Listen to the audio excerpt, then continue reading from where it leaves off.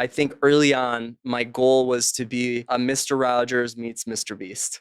I want to be like that fun, educational, kind, wild, a little bit of everything and sprinkle that Vegas glitz and glamour on it. And that's Big Head Bob.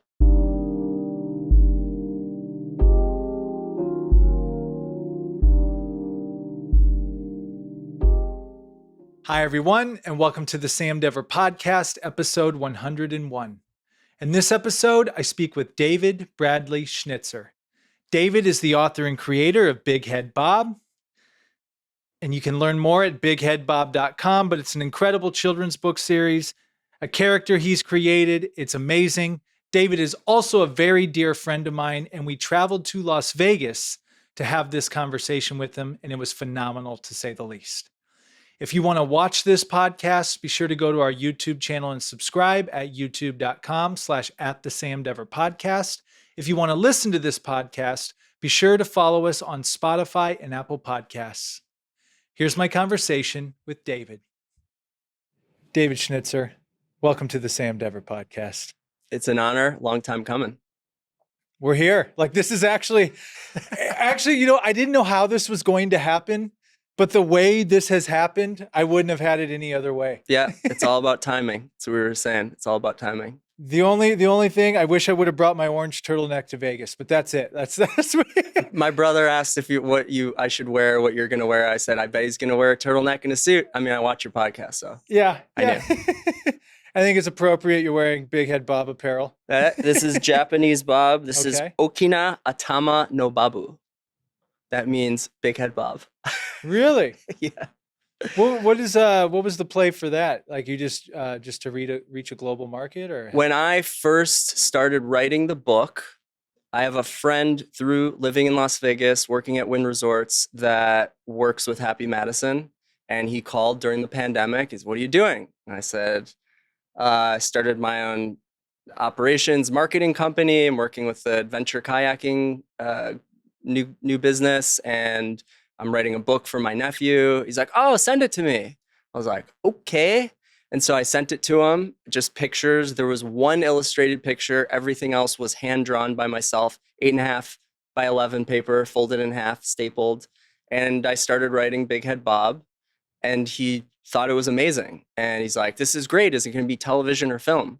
And I remember, I'll never forget this. I'm sitting on my couch watching TV, looking at my phone. I'm like, "Is this going to be television or film?" I'm like, yeah, I'll make some YouTube videos, and I see it being television. We can go from there.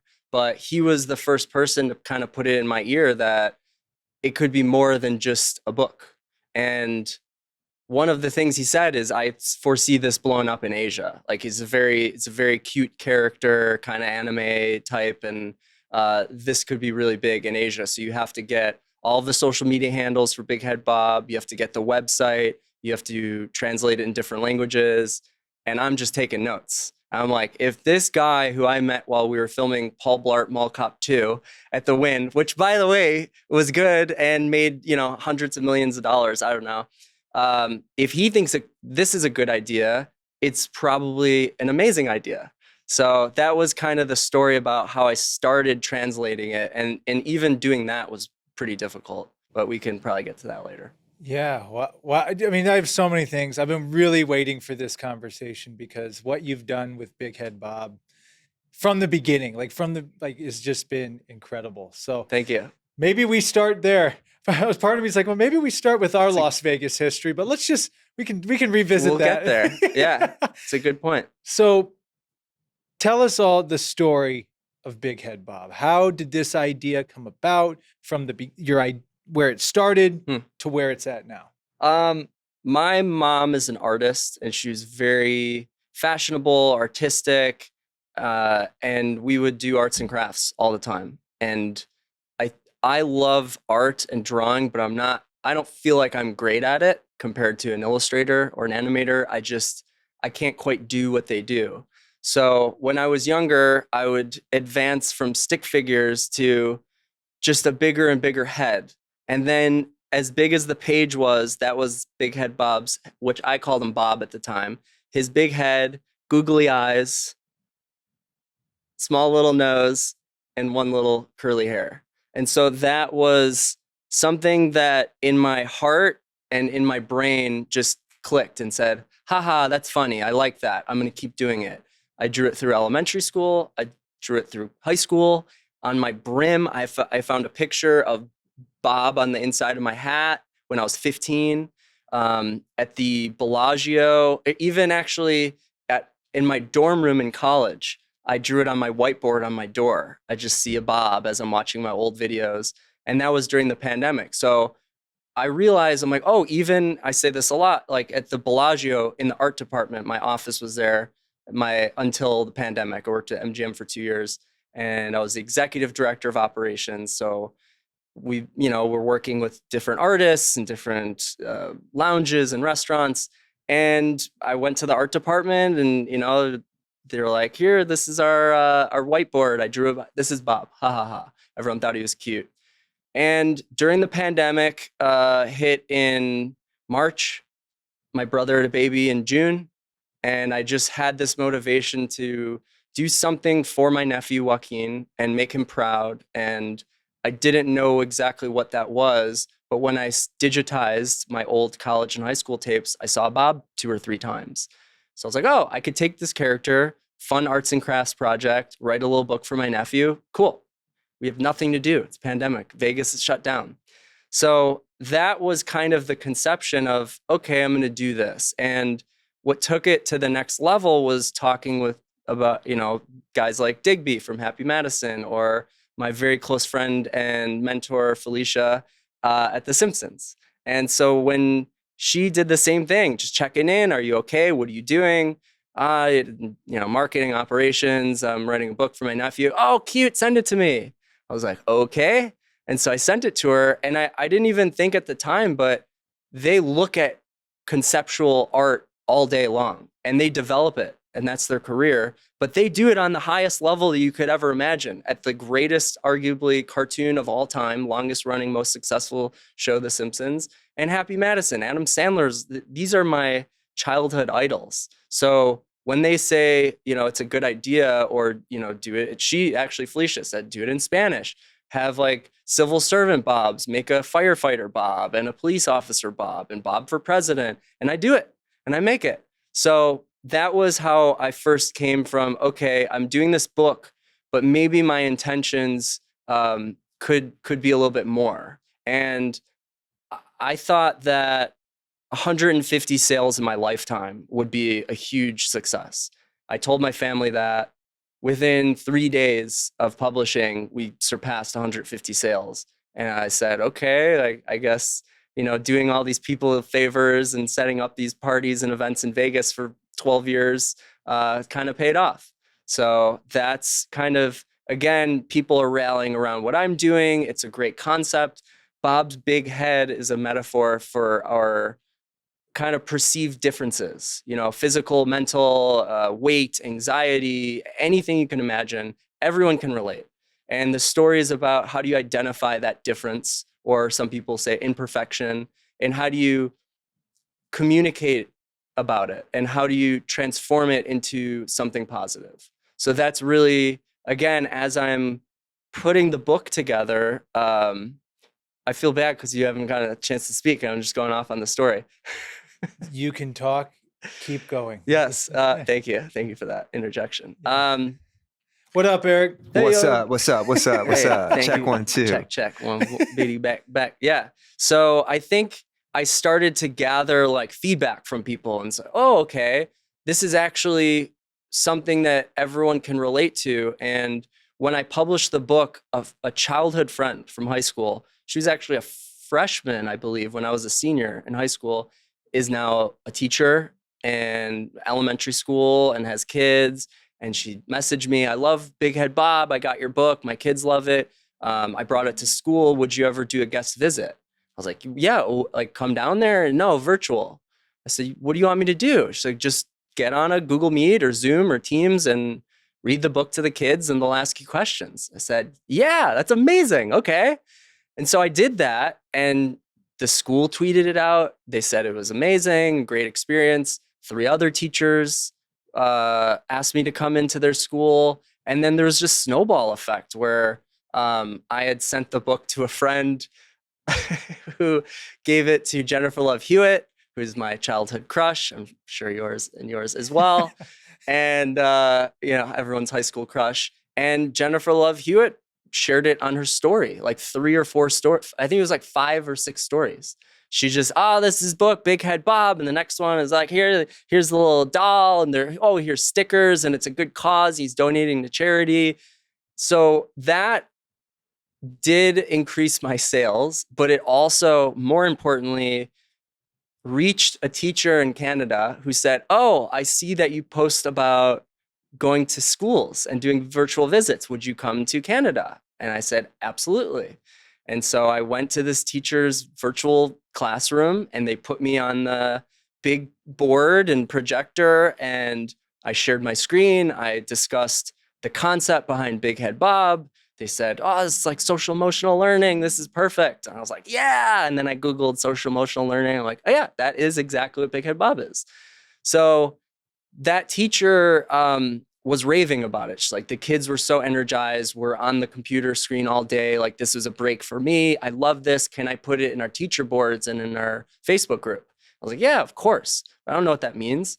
And within the next week, I had about 150 plus emails from teachers around Canada asking for me to come visit. And so I was at first overwhelmed because I thought, I can't do that. I want to do every single one. How do I reply to all these people? And I'm freaking out and I'm overwhelmed. And then it just kind of hit me. I'm like, this is what I did at Encore Beach Club. I was a director of VIP services. I managed the sales team. I looked through emails. I looked through numbers. What's the system? I have to get a Calendly account. I will respond. I will make an automatic email that I can send. Please tell me more about your, where you located, age of kids, etc. How many? Is it more the merrier? If you could do 2 or 3 classes. So I started doing that like Monday through Friday during the pandemic, all free. And serendipitously, on my 200th class, I got a tweet, a Twitter, now X, message from she was the art curator for the Ottawa Catholic School Board. She said, hey, I would love for you to come do something with our students. How much do you charge? I said, I would do it for free. I would love to be involved and show you what I'm capable of. And she said, no, we have a budget. If we don't spend it, we lose it. And you deserve to be paid for your time. Boo, light bulb. I'm like, I could do this for a full-time gig. Like, oh my gosh, okay. And so that was kind of the tipping point where I said, and again, the reason I said serendipitously was they paid me $200 on my 200th class. And that went very well. And then the school board did an entire group visit with 327 classes. So I had over 6,000 students on a Microsoft Teams call for 2 separate sessions, 3,000 in each. And I read the book. I showed them on Canva how I make a cover. I took questions. I played music. We played the dance game, freeze game.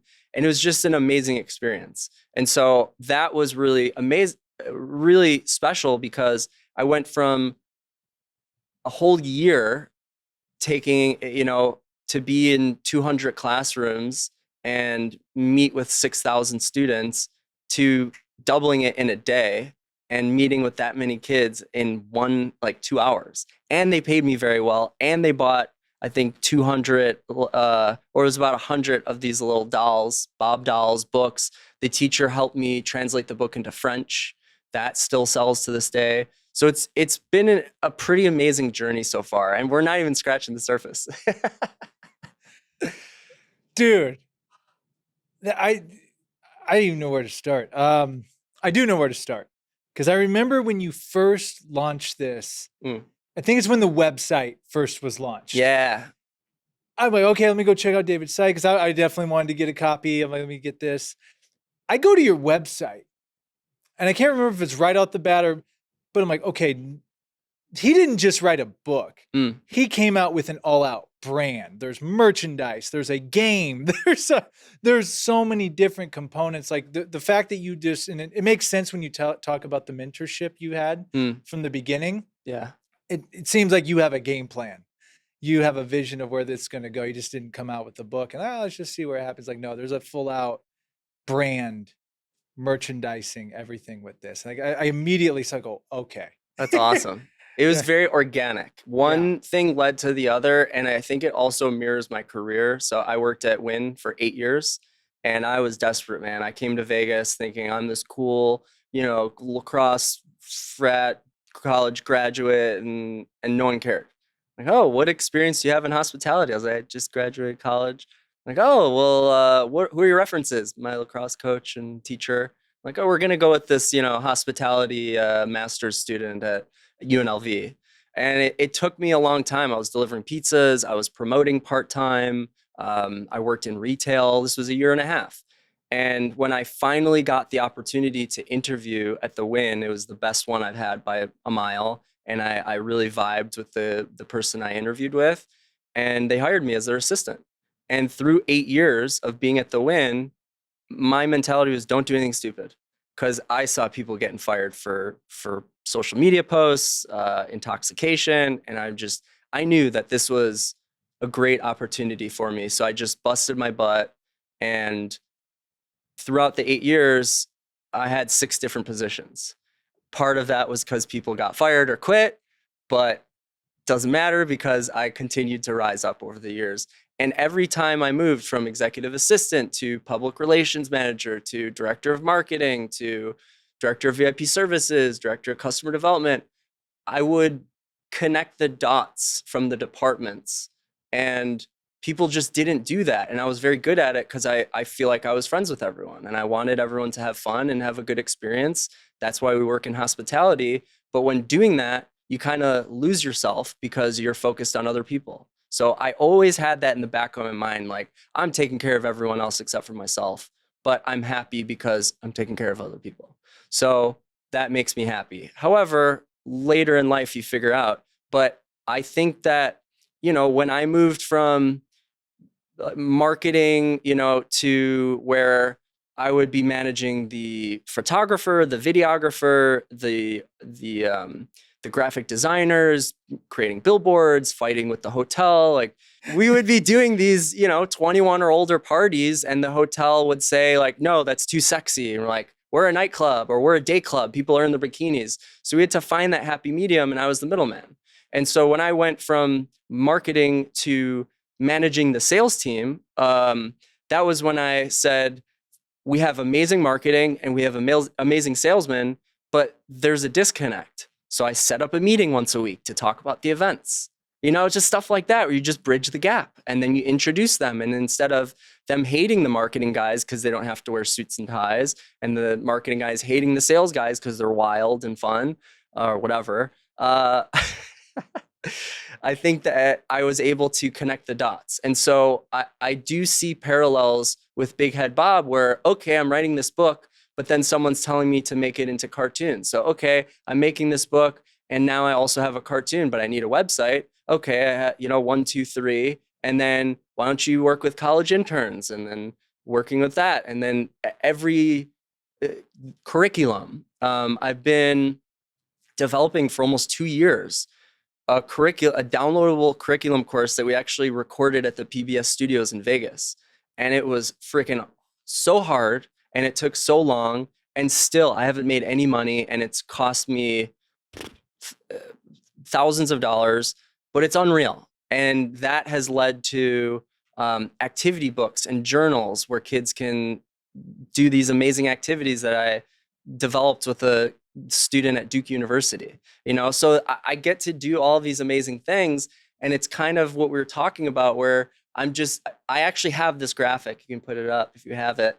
It's a bobtopus or octobob and it's BigHeadBob. And he has all these tentacles in different avenues and live events is a big one. And, social media is one. And so you kind of see one feeds into the other.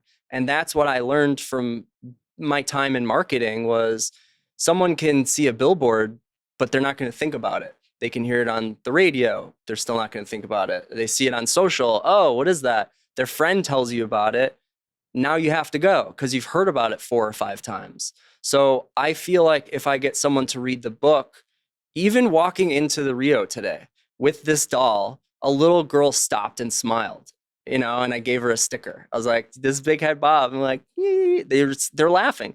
It's a cute little guy. I love him. It makes me happy. So I recognize that like people love stickers, and I think I have like 40 different stickers, and that's a whole thing. But that's my spiel for now. Well, no, I'm glad you gave that couple things. First of all, from what you're telling me, your experience in Las Vegas nightlife, that was a full-out education, a doctorate, if you will. Yeah. 8 years to prepare you for you to steer your own ship here with BigHeadBob. Yeah, well, 10. And then the time prior, just figuring it out and being a fly on the wall. I used to go into Tao when we were friends early on, and I would introduce myself to the doorman, and I would write down his name. What's your name? Oh, Kenny. All right, cool. Then I would go up the stairs. I would introduce myself. What's your name? Jimmy. Okay, Jimmy. And then on my phone, I would write down, guy at the stairs, Jimmy, entrance. I don't have a great memory, and that's a good analogy for BigHeadBob. Transform your weakness into strength. So the next second and third and fourth time I go up, Jimmy, what's up? I've remembered his name because I looked at it twice. But the third time, he's like, that guy knows my name. I like him. And so that was a way where I met people early on. So it's just been, in a way, a game, kind of just figuring it out, seeing what fits. I've gotten more rejections than I ever have in my entire life. Going from Win for 8 years, I have a Win email. If someone from Beats by Dre or Apple Music gets a cold email from someone at the Win, they're like, Vegas, or Win Resorts, Drake was there, Calvin Harris, Marshmello, like they know what that is. But if I reach out now, no one knows who the hell I am, and they don't care. But it is such a great opportunity for me to get rejected, swallow my pride and ego, and come back. And this is even a recent one where I have a licensing agent, and we got rejected from Scholastic. We had a meeting with Penguin Random House. We haven't heard back yet. We have a meeting with Insight Editions. They love it. They're going to send it to someone else. We were rejected by, I forget what, it's a huge, like Hachette or something. It's a big company. And I said, my response was, well, at least they know who we are now. Because the next time they see us, or their kids will say, I love BigHeadBob, or let's watch. They'll be like, hey, didn't I reject that person? They can come back to it and we can do a deal later on. So I don't really take it personally, although it's difficult. I kind of love it. I don't know why. I like it. It's my life's goal to it's not really proving people wrong. It's always been my mentality to put my head down, win people over, do the right thing, and then people ask me for help. I don't want to have a literary agent fighting for me and calling all these publishers and publishing houses. I want to get in the news and be in front of 25,000 students, which I already have virtually, and then them say, we need this person. Hey, David, we're interested. Oh, we saw you on Fox 5 Las Vegas, which I was just on because I had a publicist help me, and it was fun. I was way more nervous than this. So I'm happy to be with you. I just want to pause and comment. Your attire is always on. And today especially, you look like a sexy sailor. Oh, Businessman, sailor's boss. Yeah, no. And well, thank you for that. I love your shoes, by the way. Yeah. Those are stylish. Saucony, bro. Yeah. The panda, something like that. I'm loving this so far because a lot of this podcast, we talk to entrepreneurs and actors or people that are pursuing something. And I have recently coined my thing, produce your passion, which you are clearly doing. I mean, you're on your purpose. You're on your passion. There's a mission with this. And I like to call, his name's Captain Ron. He came on here. He called it the messy middle of entrepreneurship, because whenever you launch something, it's like, yeah, we're launching it. We're doing it, right? Yeah. But then when you get past the honeymoon phase, it's next. And now you're just here. Yeah. Which you're past the honeymoon phase. Big time. That's when I feel the real work comes into play. Like it Yeah. really, so how do you keep going through that? You know, your mental battles or hurdles that you have to do to keep pushing yourself and keep the brand going, staying motivated. I feel my first kind of like big aha moment was when I went to the LA Times Festival of Books. We had a booth and it was expensive and I had to drive down with a car full of stuff. My whole family came to support me and they put me in the young adult section. I emailed them right away as we got the map. Hey, this is a kids company. Can we be moved to the children's area? Oh, we're sold out, but there's no bad spots. You're fine. And I was just like, I was very worried about it. And I realized that we were on the walking path to class. This was at the University of Southern California. So at the USC campus, all of these college kids, unlimited amount of college kids kept passing by. Hey, do you want a free sticker? Yeah. Do you want a free bookmark? Yes. Oh my gosh, I want to buy that. I'm like, you can buy it online, but that one I wore, so I'll sell it to you for less. And they're like, oh, that should be worth more. It's author worn. I was like, okay, cool. And then people that passed by that didn't come in, they still looked and said, BigHeadBob. Like they thought it was funny. It sounds funny. It's odd. It's weird. And it was just like, oh, the books are for kids, 5 through 10, kindergarten through 5th, 6th grade. But maybe the merchandise is for young adults, college kids, parents, my friends. And then I started realizing that like there is an unlimited opportunity of content to develop, music, poetry, books, curriculum for schools, live events, virtual events, games.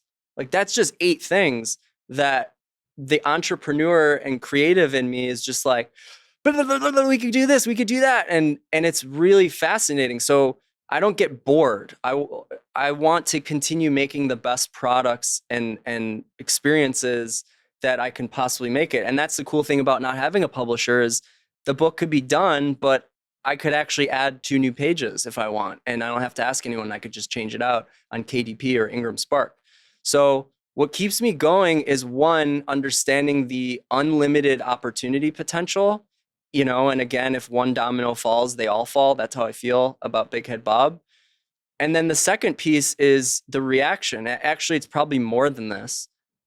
The reaction from people is just unbelievable. I had a plumber come to my house. So what do you do? I'm like, oh, I used to work on the strip. Now I'm making kids' books. What's it about? I have a kid. It's about this character, his big head, you know, his difference. And it's about how do you transform your weakness into strength, called BigHeadBob. And he goes, I have a scar on my back and my arm. And like, I've always been self-conscious about it. And I never like to like talk about it or show. That's my big head. You don't just go to someone's house and say like, this is what's wrong with me. I thought it was a beautiful thing. And I have one more very similar to that hopefully I won't cry, but maybe the viewer will cry. I don't know. So I went to this school in Vegas, school assembly, around 400 kids. And this, you know, it's interactive. So I'll read the book, I'll play music, they'll dance, they get to ask questions. And this one student asked, are you ever going to write about more serious topics? And the teacher's like, oh, that's so mean. You know, and I was like, no, it's a great question. Like what? What do you think I should write about? Like death or disfigurement or something like that. And again, like teachers, oh, I could see it. And I said, which would you prefer? And he said, maybe like disfigurement. I said, okay, cool. Thank you. That's a great question. Teachers came up, like one of them's like, hey, that student's autistic. I said, I thought it was a great question. I have no issue with it. There's nothing that a 4th grader can say to me that's going to bother me. I don't think. I'm pretty sure.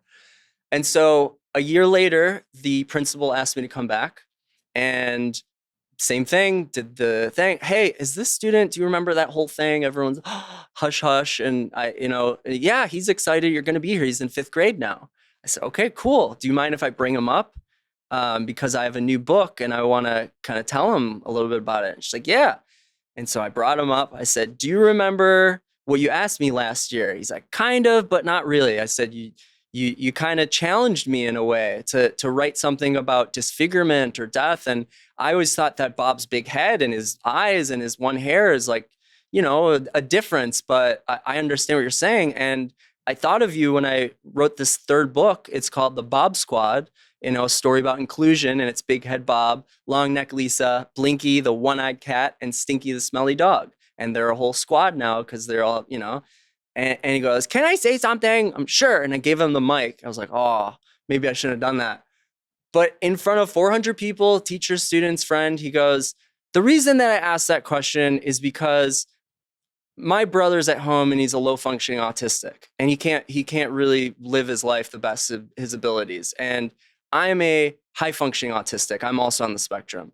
And, I realized a lot thanks to you and Big Head Bob that why not stand out in the crowd? And like, that's actually my superpower. And thanks to my friends like Aiden and I was welling up on stage. I've never in my life had seen anything like this. I've never experiencing someone be like, "This is what's wrong with me, everyone." And not only will he remember it for his whole life, but the entire, faculty and students will remember like this kid's owning it. And it just, I think it's the empowerment where I'm like, I got to do this forever.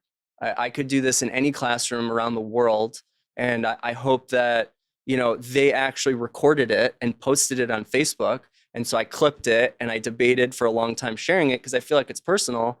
But I asked a bunch of people who are like, no, the school shared it, so share it. And you can ask the principal if the student would, or parents would approve it. Everyone's fine with it. I shared it on social and it's there. You can see it. And it's a beautiful thing. So things like that, experiences, opportunities, it really keeps me going. I've said it before, like I've made a lot of money working in day clubs, nightclubs, restaurants, shows. I don't spend a lot. I've invested it in stocks and mutual fund and Amazon, and I don't have all of it now because I'm 2 years in without making any money. Actually, year 4. I'm now in year 4 of my business. So I know how much it costs, and it's difficult and it's stressful because I'm like, all right, well, 6 months left until I have to get a different job or I get a loan or I had an offer for someone to purchase a percentage of Big Head Bob. He tried to Shark Tank me. He's like, "I'll give you $100,000, give me 5% of your business." And I was like, that's like $2 million. And I asked Felicia, I asked a bunch of friends, mentors, my good friend, John Redman. He's like, "Yeah, it could be worth a lot more. And you don't really know this guy." And I was like, "He's on the board of psychology in this state and he has mental health clinics and it would be good. But if I'm trying to do a television show and sell merchandise, I also, again, opposite side is like, what's 5% of nothing?" So it's a good plan B or C, but I think I kind of ran past your question there earlier. No, dude, this is, so you're saying you got 6 months till you have to make a decision? I would suspect I have a year, but I'm not going to take that year. I can't, I don't want to owe that much money. I have so many, I think I counted like 6 huge opportunities that will change my life forever and make Big Head Bob a potential collaboration with NASA to make clothing and merchandise. With like an astronaut helmet? Yes. Dude. Yeah. That's from the licensing expo. Someone came up, what's the other one? There's Adventures to Learning, which is a website subscription service that schools use. They want to put all my stuff that's on YouTube on their website and then also potentially have sponsors create new. So there's so many different opportunities. There's, also separately from NASA, US Space Force and Air Force. I spoke with someone about doing events because all of the kids, they move around a lot and that's very difficult. But I said, that's a superpower later in life. You're able to be flexible and meet new people. And you're like, yeah, but at the time it's painful. We could make illustrations, cartoons, books, content, videos. Like, I think that's a great opportunity. So those are some of them. And the big ones are big. If I strike a deal with Penguin Random House, that's massive. If I am able to work with Happy Madison and produce something with Adam Sandler, like that's life-changing. So I am a very optimistic realist. I know both ways. When I pitch someone, I expect them to decline it. Secondly, of course, I expect them to say, Big Head Bob's the coolest thing ever. I love it. I love the flexibility. He has no gender. Oh, he's male. He has no ethnicity. He has no religion. It's just, this is the story. Everyone loves it. It's beautiful. And, I just am excited for it to happen, but it hasn't. But it's all about timing, and it's all about the right people. And I'm a firm believer that when you do get rejected, those people are doing you a favor. They're pushing you in a direction with someone who's going to, oh my gosh, I'm going to champion this. I don't want to work with someone who doesn't want to work with me or have the same beliefs of like what it could be or what it should be. So that's why I love Big Head Bob. Well, thank you for sharing that and being so transparent, because I think it's really important. Transparent. Yeah. Big Head Well, Bob. I mean, because like I was see-through. telling you, I mean, dude, I've gone all in as well too. Like, Yep. but it's freeing. Mhm. It is like when you start thinking logically, like, logic, we just got to kick that out sometimes because logically it doesn't make sense. But it's like, but no, this is working for other people and trying to find other ways. It's like, man, why don't you just put all that energy into yourself and the thing you want to do? Yeah. You know what I mean?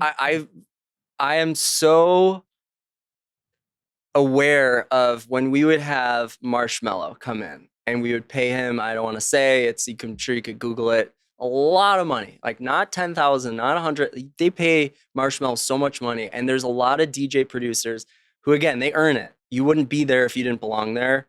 But as someone working there day in and day out, like, can I get a $10,000 raise? Like, no, we have to pay this guy 200 grand. I know that's not how it works. Payroll's payroll, but I felt like in a way I could do that. I can't DJ. And that's one of my most favorite things about Big Head Bob is there's a singer, Kaylee Foster, and she, early on, I worked with her at MGM my last 2 years. She goes, I love Big Head Bob. I love what you're doing with it. He's so sweet and it's fun. And I said, I love your voice. Like, they play Kaylee's music at T-Mobile Arena during hockey games. Like, she has an amazing voice and she's super talented. And I said, would you want to make a song together? She's like, yeah, absolutely. I said, okay, concept. We all have our differences. How do you transform it into something positive? Okay, and go. I can't sing like she does. I can't play music like she does, but I can be on the same level and I can produce and I could take what she gave me and say, okay, if you want feedback, I'll give it to you. Yeah, of course. All right. You don't have to change anything, but instead of saying good and better, you could say big and bigger, because we never say Big Head Bob. So like, I could do good for me. I'm like, I could do big for me and, I want to do it bigger. So the song is called Bigger by Kaylee Foster. Now it's on Spotify. It's got like 70, 80,000 views on YouTube. And I swear the first time I listened to it, I cried. I was like, I can't believe that something so beautiful was made with the intention of just like Big Head Bob. And the character that came from a childhood imagination is like a full-on beautiful Disney song. And so I took her video or her audio and I hired an animator off of Upwork, which I had like 174, I'm pretty sure, because I just looked recently, contracts. 174 times I've hired someone from all over the world, and they animated it and it was painful, but it got better and better and better. And I paired up the audio with the video and it's beautiful and it's done and it's there forever. And that's what I think is really amazing is, yeah, sure, I could die tomorrow. Big Head Bob will live on forever. My nephew will always know that this was made for him. And I think that's pretty sweet. It's incredible. Yeah. Well, and another point I was going to make, before I forget this, what I think is really interesting when you're talking about your mentors with The Simpsons, with Happy Madison Productions, correct? I think it's good for people to realize, like, because so many people are like, oh, put me on, man. Or if I just meet this person, everything's going to change. What I think is very interesting, I think's commendable, and I don't know the inner workings of all your conversations with them, but you have these people at big places, highly successful, but they're like, okay, we like what you're doing, but that doesn't mean, hey, here's $10 million. You know what I mean? Yeah. You're doing the work. Yep. You have guidance as you're going, but you're really earning your way with this. And I think a lot of people just have that instant gratification, like, oh, if I just meet this person and they like what I do. I've made it. It's like, I think it's a great for people to realize like, hey, even when you know certain people, if you're not doing the work, Yeah. nothing's going to happen, because these people, they've already made it and they have, like you said, billions of other things they're looking at. Yeah. So you really, I think it's awesome that you have that guidance, but you're still that bootstrap. Yeah. You know what I mean? Does that make sense? Yeah, absolutely. I don't necessarily want to say, can you do this for me? I want to say, I'm working on this. Oh, I love that. Can I do this? Or let me think who I should introduce you to. One of my friends, John, he's my mentor. I actually call him Yoda. Love him with all my heart. Met him in Vegas. Nicest guy in the world. Kept coming back. Had a great rapport. Went to his house. He has 10 Emmy Awards. 10 Emmys in his house. He's a very accomplished, amazing human being and works in television. And I'd be like, hey, John, can you get me a show? It's not like that. It's just, this is what I'm working on. He was the one who sent it to Jennifer Love Hewitt. Because of him, I blew up in Canada. I don't think he even knows that, but I've been in over 1,000 school classrooms around US, Canada, and Australia. Huge chunk. I want to say like 700 to 800 are in Canada, because he gave the book he gave me the address. I sent a note and a bunch of BigHeadBob swag to Jennifer Love Hewitt. She shared it. A teacher in Canada reached out, and bada bing, bada boom, So I think my relationship with these people was actually, I was kind of helping them out. When I first met Felicia, a friend didn't even tell me. Hey, I have this friend, Felicia, take care of her tonight at the Wynn. Okay, cool. Came in. Hi, nice to meet you. It was really sweet. Yeah, here's a round of drinks. Oh, thank you so much. I checked up on him, said hi, talked for 2 minutes. Here's another round of drinks. Oh, thank you. Upon leaving, she didn't text me. She didn't want to say goodbye. We ran into each other. Hey, you are so sweet. Thank you so much for taking care of us. This place is amazing. Here's my card if I could ever return the favor. And I looked at it and I looked at her and I looked at it and looked at her and I looked at the camera and I like, The Simpsons? She's like, oh, are you a fan? I'm like, it's the greatest show of all time. Like, it's my childhood. Yes. And she goes, oh, you should come to a table read. I'm like, oh, okay. Yeah. Thank you very much. That's awesome. Like, yeah. Came back, had my number, got to know her a little bit more. Come to the table read. Third time. Yeah. You still haven't come. Okay. And then when I realized in year 8 that I wanted to do for myself what I'd been doing for everyone else for 8 years, I want to take care of myself. I want to write a list of what I want to accomplish or do in my life. I want to write a list of people I want to visit. I want to, write a list of things that I want to accomplish, mentally, physically. And I realized some of these offers may explode. So I'm going to take her up on that. So I reached out. I said, hey, my brother's birthday's coming up. Would we be able to come see a table read? Absolutely. Like, how many people do you want to bring? It's like, how many people can I? She's like, as many as you want. I was like, 5? She's like, sure, no problem. So 2 of my best friends from college who lived in LA, one of them worked in television, and again, just both super fans. And then both of my brothers. So the 5 of us went to the Fox lot. We went in, we sat down at the table around, where all of the actors were. This is pre-COVID, and they don't even do this anymore. So they had a live table read of the script that's going to be basically shown on television in like 8 months. So I got to go to the table read. I closed my eyes. I'm like, I'm at the Simpsons dinner table. I'm listening to them speak in their voices, and it's what an unbelievable experience that was. But again, to be able to see at the highest level how things work or operate is a huge inspiration for me. I don't take it for granted, and I'm also inspired by it, and I also can call back to it. So, you never know who's going to help you. Just like I said, when I would take a note of the security guard on the stairs, he became a manager. And I've known him for 4 years because I was nice to him because he was on the stairs where everyone else walks up the stairs. Oh, security. Hey, okay, cool. Bye. You're like, oh, I was nice to the security guard. I was nice to the bussers. Well, one thing before I forget this too, that I wanted to say, and I'm not the only person that thinks or knows this of you. There's several that do. Your level of professionalism, kindness, and the way you carried yourself in Las Vegas nightlife. To me, it was second to none. Like you were the class act in Las Vegas, and you definitely helped me get in the door more than one time.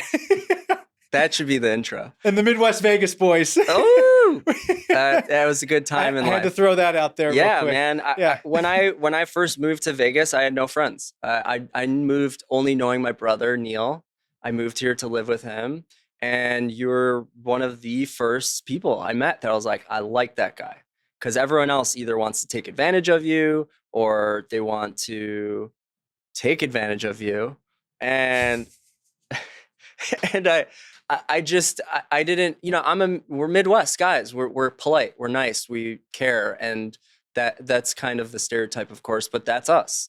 We want to have fun. We want to play basketball or be, so I appreciate that. I think that kind of came from a background, and same thing, dipping back into working with kids, is I was a summer camp guy. I got kicked out of summer camp. I'll get into that in a minute, but I grew up going to, Jewish summer camp, all religion summer camp, all boys camp. I tried a bunch of different ones, and I did at Camp Shy, which is the one I got kicked out of, for stealing CDs. So back in the day, CDs were like $18. So if you steal a book of CDs, you steal $500, $1,000 worth of stuff from people. So I got caught, and they kicked me out, and I begged. I'm like, I'll clean. They're like, no, for your safety, like, you have to go home. And I volunteered in a retirement home. And it was a tough time because I was like 16 going into sophomore year of high school. My brother was a senior when I was a freshman, Brian, and Brian had graduated, and I'm like, I don't know who I am anymore, And so I stole. But I love music, so my head was in the right place. I don't know what it was, but anyway, 2 years later, they brought me back as a camp counselor, and that taught me a lot about second chances, about life. It's like, even though you strike out, like it could work out better than you ever imagined, and I appreciated it that much more because it was taken away from me, and this was my life. But I also, to this day, can't steal anything because I don't want to get kicked out of summer camp again. Yeah. That's going to be the title of this episode. Don't get kicked out of summer camp. Yeah. Yeah. Or do get kicked out. Or do. Yeah. Do get kicked out of summer camp. It's summer right now. It's so hot in Vegas, 105 degrees. I feel bad for my dog, Molly. It's been really hot in LA. So I already knew. Sweaty though. I already knew. Yeah. Yeah. By the way, Midwest guy right here too. Where you from? Ohio. What about you? Suburbs of Chicago, Northbrook. Okay. Yeah. I had a lot of friends that moved to Chicago right out of college and stuff. So I had a lot of good times visiting, and nothing but great things to say about Chicago. It's where in Ohio? I grew up in a town called Troy, and then I lived in Columbus for 10 years. Sounds familiar. Dang, Columbus. There you go. Welcome to Vegas. Hey, happy to be here. Well, and it is true. Like, I have found myself, whether in Vegas or LA, like, you just get drawn to Midwest people. It's just like a natural thing. It feels like home. Yeah. I will say, man, you seeing you talk, your name pops up. It feels like home. It's like home is calling. Like, hey, buddy. Yeah, I can say anything in the world to you. You will not judge me. You'll give me a straight up. I'll tell you. I wanted to go down a road. And likewise. Yeah. Likewise, I can do the same to you. And again, I cherish those days, because when I first came out here, we'd meet up and play pickup ball at UNLV. Yes. And then we go to Whole Foods in Town Square and, pay $25 for a salad bar. Oh, it wasn't that much back then, was it? What mine was. Yeah. I loaded it up pretty good. Yeah. But then you'd be like, hey man, well, we got this thing, industry nights. Yeah. Whether it was at one of the clubs or whatever, like industry night, come on through. And yeah. Like, okay. And I'd come on through. And you never bought a drink, did you? Huh? You never bought a drink, did you? Why would you need to? Well, I think I definitely did, but there were definitely times I did not. Yeah, I gave a lot of drink tickets, I'm sure. Yeah. But you were also friends with everybody. So people would Enrique would give you drink tickets. My brother Shout would out give you to drink Enrique tickets. Gomez, dude. Is he Good still in people. Vegas? I think so. Okay, that guy. Yeah, you and Enrique, man, you two, and then Ryan Pineda, Moa, Did well. All of us at the Rat Pack House coming through. I mean, those nights were truly special, and it was pre smartphone era. Yeah. May have had a BlackBerry Yeah. or a Razor Yeah. Parking was free. everywhere. As Eric and I were driving in, I was actually playing some Midwest Vegas Boy songs and, Wow. just feeling nostalgic. And I'm The like, mirror. yeah, That's all I remember. I'm like, back in my day. Your Kool-Aid shirt. You always had all the cool shirts. Yeah, but the graphic T-shirts, the Ray-Bans. I'm like, back in my day, we didn't pay for parking at the club like we Nope. were at the casino.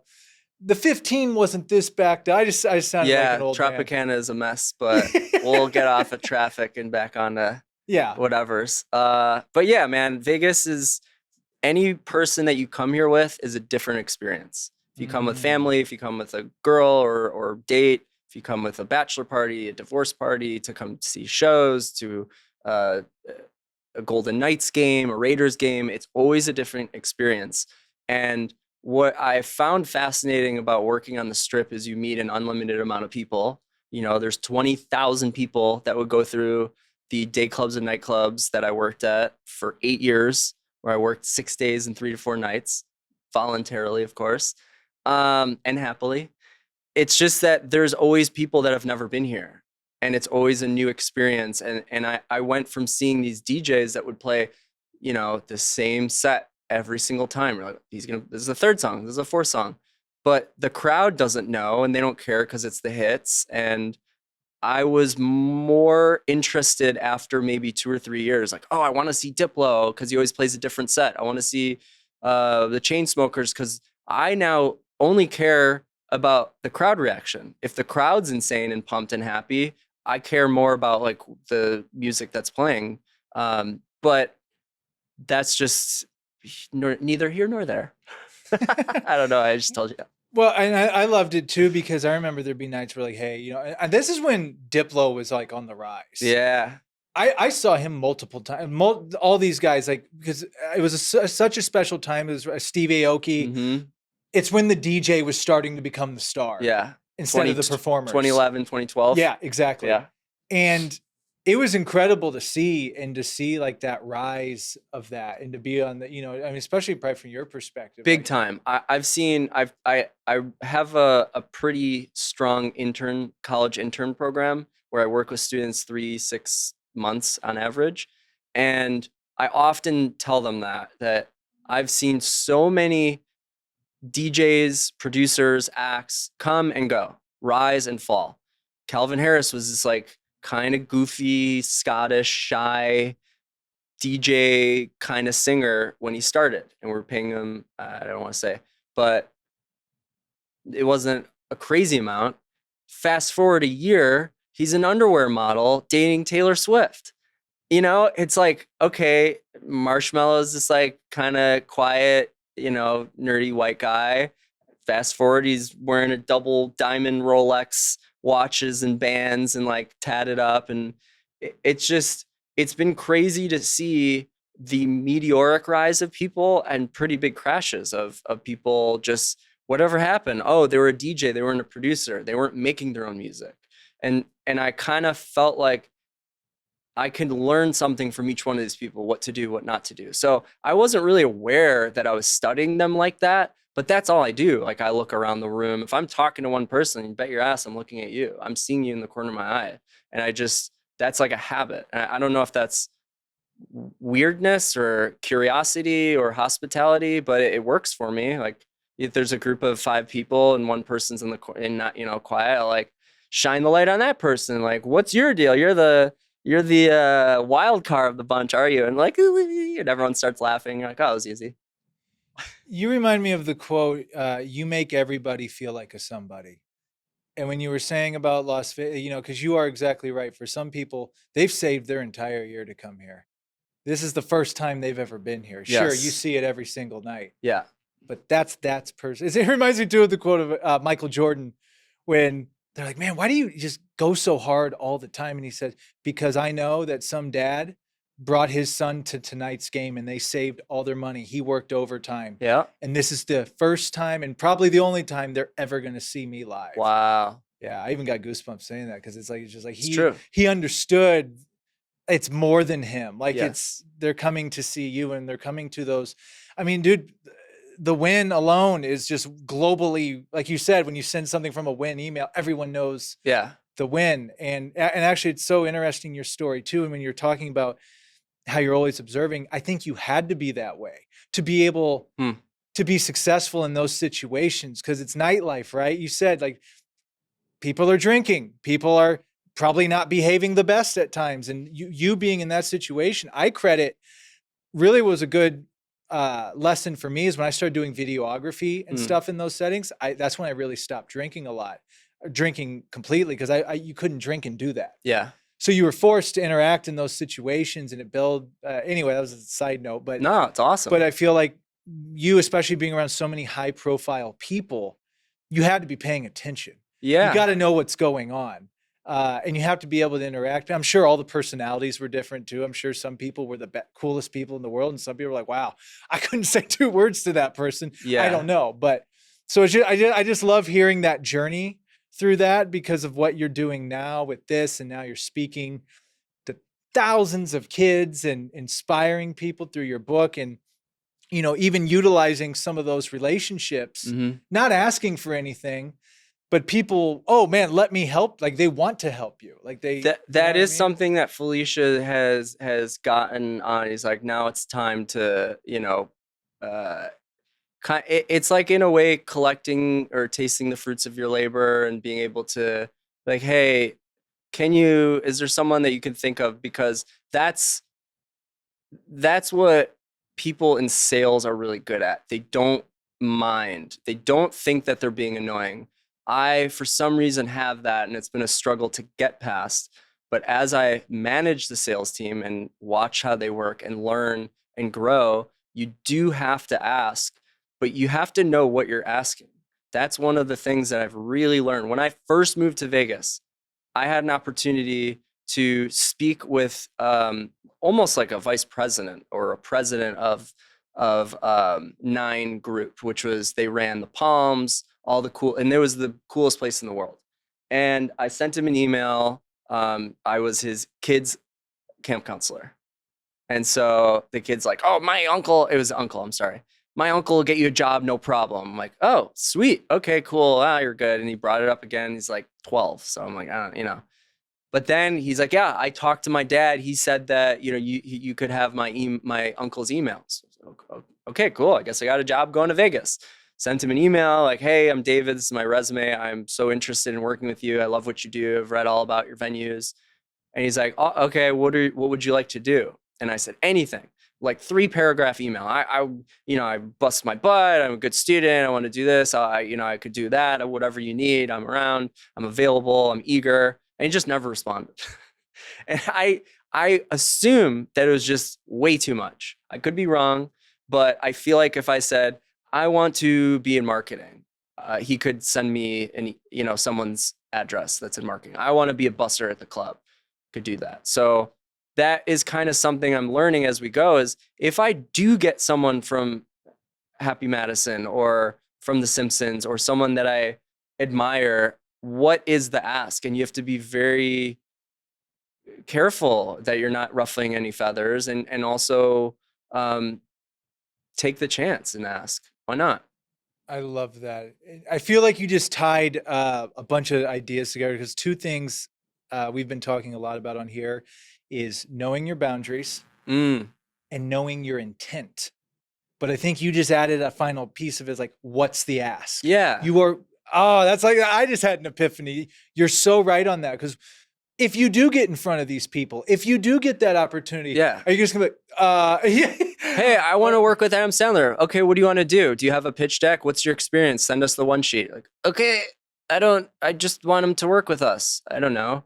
But it's like, no, I want him to voice BigHeadBob, or I want his kids who just produced So You're So Not Invited to My Bat Mitzvah, which is an amazing movie. I would love to work with his kids because it's for kids. I've been thinking about, I write it out, and this actually, great story. I won't say at what hotel I was working at.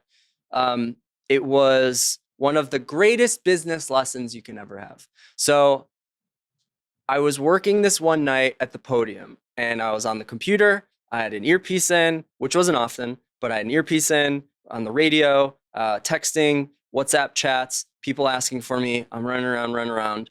And I get a text from the boss, one of them. And he's like, who's on this table? Okay. Who's on this table? You fucked up. This is embarrassing. And I'm looking, I'm like, huh, what? I said, where are you? I'm going to come talk to you. And I was fuming.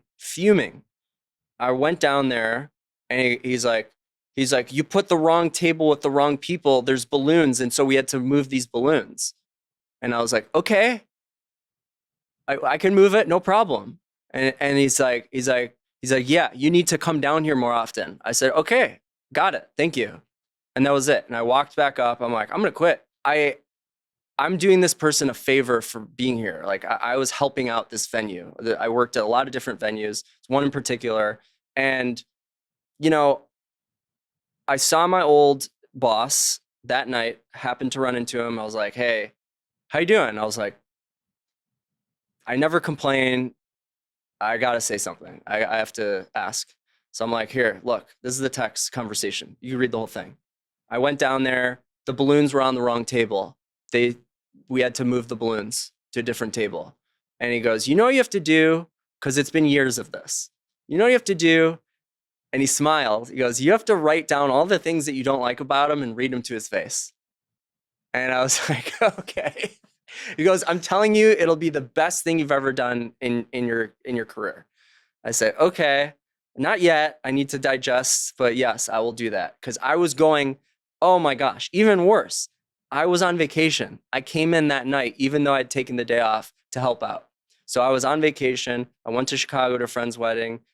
I was very angry. It ruined my vacation. I started writing the list of things. I wrote out, you're an asshole. You do this. You don't care about people, blah, blah. This happened this one time, blah, blah, blah. And then I started taking that paragraph, and every period I would start making into a new sentence and enter. So it would be like, kind of like a list of 10 things. Any really mean one, I removed. All the negative ones, I tried to make into a positive. So it's like, you ruined my vacation. You can't say that. It's because you said that to me, I was in a horrible place mentally, and my vacation was not enjoyable. Instead of you ruined my vacation. It says the same thing. One is a little bit more positive in a way. So I wrote it that way, and then I condensed it into like 4 bullet points, really short. And when I came back, I scheduled a meeting. I sat down with my binder, with my notes. I kind of just glanced at it. He didn't know I was reading from it, but I said, you cannot text me that stuff. I'm not the type to go to HR, but I could very easily go to HR, and this is a huge problem for you. You know what I mean? He's like, I texted you sorry. I was like, you don't need to text me sorry. You don't need to text me at all. You know, that was one thing. And I went through this list, and it was the most freeing thing. And he's like, this is the most stressed I've ever been in my life. I don't know. You know, I can't yell at anyone anymore. Things are changed and blah, blah, blah. And he respected the hell out of me. And it was a really great learning experience of like, there's the right time to speak to someone about a sensitive subject, and you have to understand how they want to receive it. No one wants to be told they're wrong. No one wants to be told that they messed up, but I do. I want to know if I screwed up, and tell me in a way that I won't feel bad, but it will motivate me to not do it incorrectly again. That's my management style because I've had both, right? So that is my good story about work. You're just dropping gems tonight, man. You just came in. I know we were talking about BigHeadBob, but geez, you just pull it. I mean, I love it. We were going from interns. You know what's interesting about that exercise, and correct me, I could be wrong, but I would think by writing it out like that, there were probably some things you thought you were maybe mad about that once you wrote it out and thought about, or did it change your perspective on it maybe? Like, I think I changed my own perspective on it based on trying to turn the negative into a positive. It's like, you can be evil to someone. You know, I have this animation that I play in every Vegas school. It's when I come in and start, you know, I say, can you guess how I'm feeling? Like, excited, happy. I'm like, yeah, and sometimes nervous. I'm like, yes, I'm so nervous. It's my big head difference. I get nervous. I get anxious. It's like generational trauma passed down. My grandparents were in the Holocaust. My dad probably had a difficult childhood. Pass that on to me. And I don't want to pass that on to everyone else. And so when I'm trying to say, this is how I feel, it kind of frees me of it a little bit. And I say, I have another big head difference. I get hangry. Does anyone else get hungry and they get angry and you get hangry? Everyone's like, oh, I get hangry. I'm like, we don't want to be mean just because we're hungry. I'm like, do you want to see what you look like when you're hangry? And then I play this video of BigHeadBob basically as like, King Kong climbing the stratosphere in Vegas saying like, I'm hangry, rah. And if you're able to make light of it, you could recognize it in your brain when you get to it again. So if you're constantly yelling or being mean because you're hungry, you could at some point recognize like, I'm not angry, I'm hungry. And if I could communicate that, everyone will be better off. And it's like super duper simple, but that's kind of the same thing as really breaking down what's going on in your brain and just identifying it or addressing it, and you kind of feel better. Saying like, yo, you ruined my vacation. You sent me this stupid text that I could totally use against you, but I'm not going to. Like, what am I trying to say? I'm not trying to say I could use it against you. I'm not trying to say I want to get you in trouble. I want you to never send that to anyone again. That's what I want. Okay, I didn't know that. I actually still to this day, I never thought about that. I don't want him to talk to people like that via text. Hopefully that one-on-one conversation in 10 years, I don't know how many years ago, helped him too, Yeah, good. I wanted to talk about intern program. Let's talk about it. So I was trying to find a publicist, I think in year 1, 2. And I spoke with someone in Vegas, and it wasn't quite the right fit, but they said, hey, you work with these, kids and schools. Why don't you reach out to UNLV? They have and get an intern. And again, light bulb. I'm like, I ran the intern program for 2 years at the Win. It was really fun. So I reached out. I had to apply for this program called Handshake Online. After a while, I got approved. It was painful, but I got approved as my business. And I posted a position like sales and marketing intern, post. And then it said, would you like to send it to other schools too? I was like, what the heck? And I looked, I was Johns Hopkins, Duke, Oregon, UNC, Berkeley, NYU, everywhere. I could have put my job on all these other places. You have to get approved at each one. But over time, my score went from 0 to 100. And I started posting, and I would get these college students, freshman through senior, masters, graduates. And I would say, what is your interest? What is your major? I have tasks to go along with that. So if someone was a PR major, I would post public relations intern for BigHeadBob, and we would work together, screen share, and come up with plans. And I've had over 40 successful completed internships over the past 2 years. And it's been so much fun. And from a goofy standpoint, I'm just doing shit that I don't want to do. I'm forced because I'm on an hour with someone and I have to do a task. That's one. But also, two, I love bridging the gap from child to adult where there's always something to learn. And I say it's a choose your own adventure internship. If you're focused, I heard a student from Duke who I mentioned that we did an activity book together. And the role was artificial intelligence, so AI, sales and marketing intern. And I spoke with him. I said, what's your experience? I can code. I like using these generators, blah, blah, blah.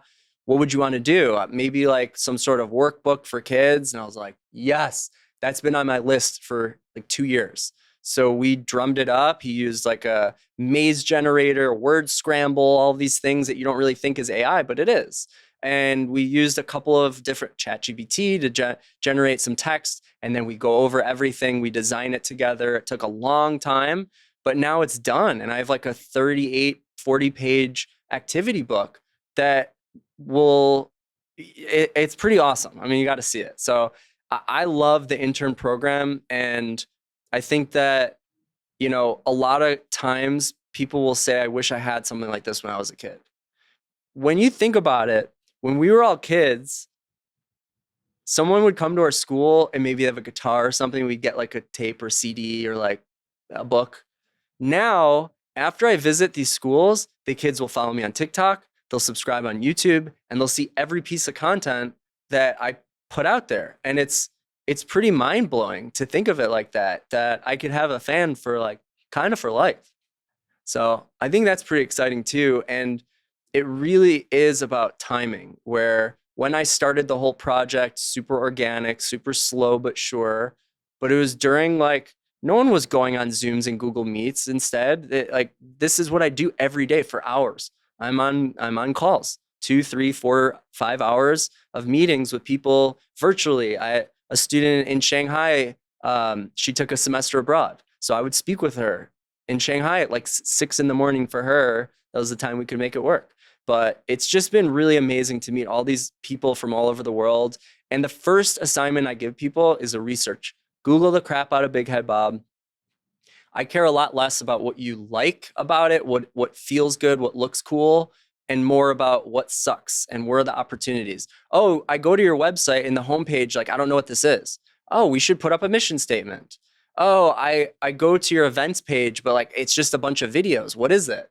Okay, let's put, hey, we've been in over 1,000 school classrooms, art gallery events, virtual, in-person, all this cool stuff. So everyone gives me a fresh perspective, and it's like the future generation, So I think it's so cool to tie into these college students. We've done some amazing on-campus like tours with BigHeadBob that I still on TikTok. There's a UCLA student tour that it has like 8,000 views or 7,000, but still gets likes every day, 2, 3, 4, that people are looking at this and like, oh, this is what UCLA looks like. And who's BigHeadBob?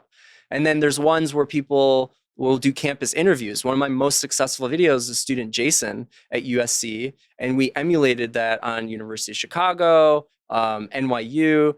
Hey, I'm from children's book series BigHeadBob. How do you transform your weakness into strength? And it's just like a man on the street interview, and it's really sweet and sincere. And I love the direction that it's going. I can't wait for it to like be so big that, I don't know. I just can't wait for it to be so big.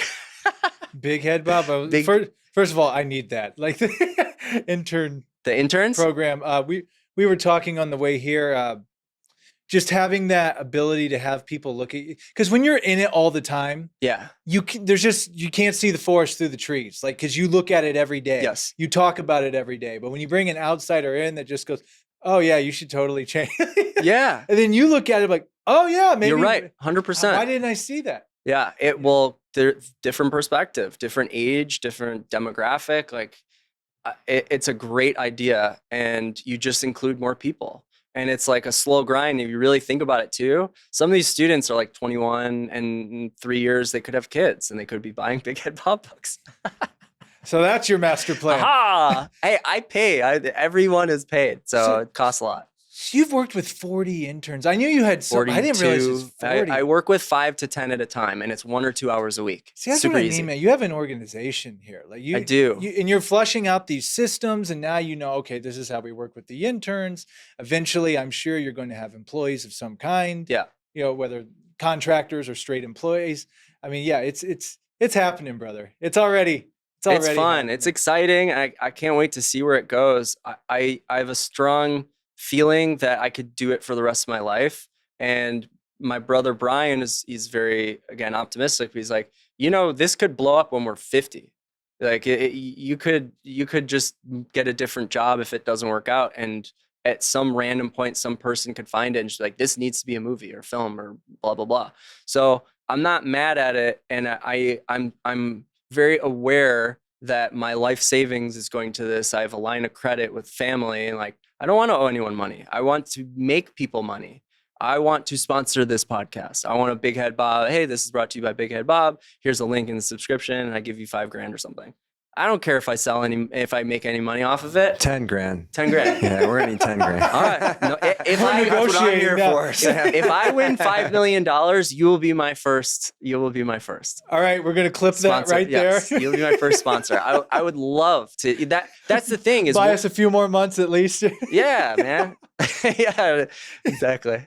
So we're good. We're in a good place. I also I'm hyper aware that like you don't make it if you don't try. You know, these DJs that I've seen making 40 grand in 3 hours, or 400,000 or $1 million in 3 hours, 5 hours, they need to take a shot. And I honestly, it's a weird statement. I don't care if I go for broke on this. If I spend all my money to create amazing content that will live forever, I'll get another job. I'll start from the bottom and work my way up again. It's not a problem. Well, and you said it earlier. The thing is, first of all, it's tangible assets. Not only do you have your online material, but you have actual physical product. Yeah. So this isn't going away. Everything's set up. So Brian is exactly correct. Shout out to the full Schnitzer brother trio, by the way. Good boys. One day I'd like to have all three of you in one spot. We only did 2 one time, right? We did 2. Yeah, we did a little interview. You and Neil, and then we did Brian separately because Yeah. we couldn't get everyone. But the day that we can get We could do that. everybody, Yeah, that's what we do. Yeah. That would be great. I like that. Brought It- to you by BigHeadBob. Absolutely. But like you said, 10 grand. No, 100 if I have the money, I'm paying you guys. I'll have to sponsor a couple episodes for it to. because and I'll just be open too. You know what? As I'm flushing out, producing your passion, like you go through all these battles, and yes, there's the financial battle, but linked to the financial battle is the mental battle of the finances. Yeah. You really do have to trick yourself isn't the right word, but you need to shift your perspective, and you're right. You have to go all in on things, especially if you're not. And to me, I've said this before. If someone were just to hand you a check in the beginning for this, hey, David, here's $1 million, go do it. I guarantee you, you wouldn't appreciate where you've gotten to right now. You wouldn't have learned I'd it. appreciate it. Well, what I'm saying is I the know. work that you've had to do and to do with less and to learn. and- Yeah, of course. I mean, sure, $1 million's great, but Dude. like the less, it's priceless in the long run for what you're going for long term. Yeah, I said it a couple of times that I've never made a book before. I've never edited, illustrated, used Adobe Premiere, Final Cut Pro, like Canva. I've never operated a website, made merchandise, had issues. It's been an unbelievable learning process, and I know how to do so many things, and I can help so many people, and I intend to, but you don't know if you don't try. And like back to the financial part, if I can give the viewer a tip, look at it every day, every week, every month, whatever you need to do. I go over my finances with my family, my mom or my brother, every month. I was negative $6,000 this month. I made $500 and was negative minus 6,000. Like that hurts. However, that $6,000 went to the licensing expo that I did. So I know it. I know what happened. And then also, what does that lead to? A potential relationship with Space Force, NASA. There's like Penguin Random House, Insight Editions, which there's sometimes companies. I'll give you another great business story. Ooh, this one's awesome. So my friend Adam Fair, he is one of the best promotions managers in town. And he's like, hey, you should ask Zed if he'll do a voice. Because I came out with this BigHeadBob festival cartoon on YouTube. It's BigHeadBob Fest. And he's DJing and the lights are insane. There's lasers and flags. And it's like crazy.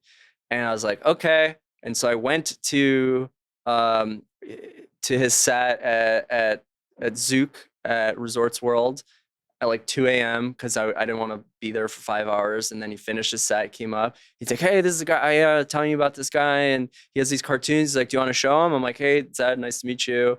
I worked over at the Win too. He's like, oh, awesome. And so I showed, he's like, dude, this is sick. This is fucking sick. He's like, yo, this is fucking sick. Just like that. And I'm like, okay, hell yeah. He's like, what do you want? Yeah, I'll do whatever you guys want. Like, can you do a voice? I'll animate you. And you just be like, give it up for my friend BigHeadBob. And that's it. It's for peace and positivity and like BigHeadBob Fest. And so that same night, this random person tapped me on the shoulders like, yo, your shirt's really cool. Like, it's great. I'm not like hitting on you as girl, and not that matters, but this girl is like, I'm not hitting on you. I love your shirt. Like, where's this from? It's material, blah, blah, blah. And we're talking, oh, what do you do? She's like, oh, I work with like kids' toys. And I was like, oh, that's awesome. She's like, what about you? I was like, I make kids' books and cartoons. And, and so we're talking, and she's like, I told her the stories and what it's about. And she looked at social. She's like, we're always looking for this stuff. It's my company, Spin Master. Never heard of it. I go home, I Google it. Holy crap.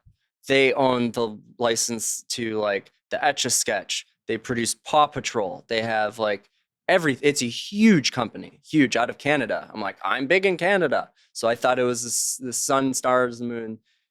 I spoke back to Zed. I spoke to 12. I counted 12 people before I got a no. Hey, we're going to pass. Sorry. Thank you so much. Best of luck. This is a really cool project. We're going to pass. Fast forward 6 more months. I see Zed on Sesame Street, which I don't know if it's because I pitched them, but I would think maybe like, oh, if we're going to do something with kids education, like let's go to the biggest one versus new guy. But I don't know if that's for certain. I feel it. Back to this girl. Hey, I showed this to my boss. They love it. I think it's really cool. We want to put you in touch with someone from mergers and acquisitions. I was like, okay, they want to like buy a piece, but this is a huge company, so sure. And then they're like, we actually want to put you in touch with someone from the TV department. I'm like, okay.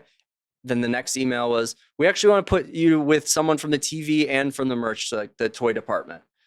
And then I'm like, okay. And then the next email was like, hey, we passed this around the office and it needs more development. And I was crushed. And I just very quickly felt horrible and realized, wait a minute, I didn't even know they existed 3 days ago. Like, who cares? But at least they've heard about me. And that's just such a good lesson of like, you don't know what's going to happen, who's going to lead to what. Both of those were no. If they come back to me, guess who has more power this time around? I do. Maybe. Theoretically, I feel I have more power. They passed on me, but now I'm big enough. Well, I'm actually, thanks guys, but I'm good. I don't know. I'm open. Would you be open to working with someone that passes on you in the future? Yes. Yeah, same. The old me, no. The old me would be like, right? Screw you, man. Yeah. But like, oh, no, okay. Yeah. Because it's business at the end of the day, right? Yeah. You take your emotion and personal out of it at the end of the day if it makes sense and it's a business decision. I'm trying to think of a good clear-cut example, but there's been I got to think how to word that.